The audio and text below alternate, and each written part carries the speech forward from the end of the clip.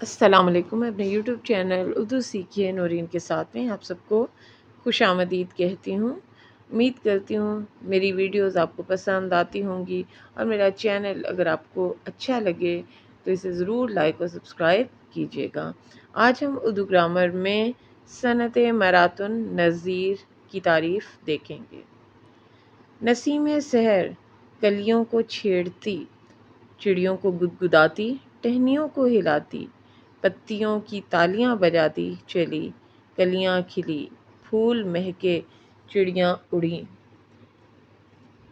بلبل چہکی، فضا خوشبو اور طائروں کے نغموں سے بھر گئی۔ یہ ہلال آب ہے تیغ خمدار کی، یہ ہلال آب ہے تیغ خمدار کی، یہ ستارہ چمک بخت بیدار کی۔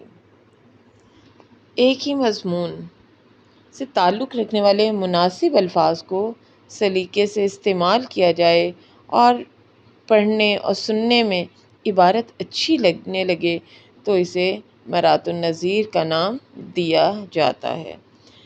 باغ کے تذکرے میں روش، تختہ، سرو و چمن، گل و بلبل، خار و خس، پھول اور کلی، سبزہ اور درخت آئیں تو اس صفت کو صفت مرات النظیر کہیں گے، کیونکہ اس میں ایک ہی مضمون سے تعلق رکھنے والے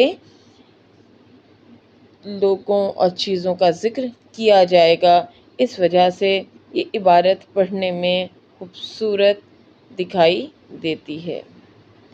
رات چھٹکاتی ہے تارے، صبح برساتی ہے نور، موسم باراں بچھا دیتا ہے سبزہ دور دور۔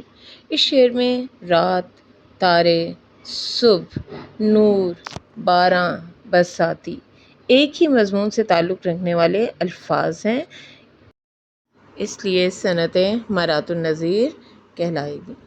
مرات النظیر کی تعریف یوں کر سکتے ہیں کہ کلام میں ایسے الفاظ کو جمع کرنا جن میں باہمی مماثلت اور مناسبت ہو، تضاد نہ ہو، یعنی وہ ایک جیسے اور ایک ہی مضمون سے تعلق رکھنے والے الفاظ ہوں لیکن اس میں الٹ الفاظ یا متضاد الفاظ استعمال نہ کیے جائیں۔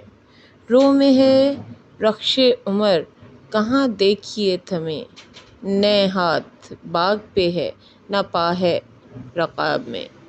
شعر کے تمام کلمات گھوڑے کی مناسبت سے تعلق رکھتے ہیں، جیسے رو، تھمنا، ہاتھ، باغ، پا اور رقاب، اس لیے یہ بھی صنعت مرات النظیر کہلائے گی۔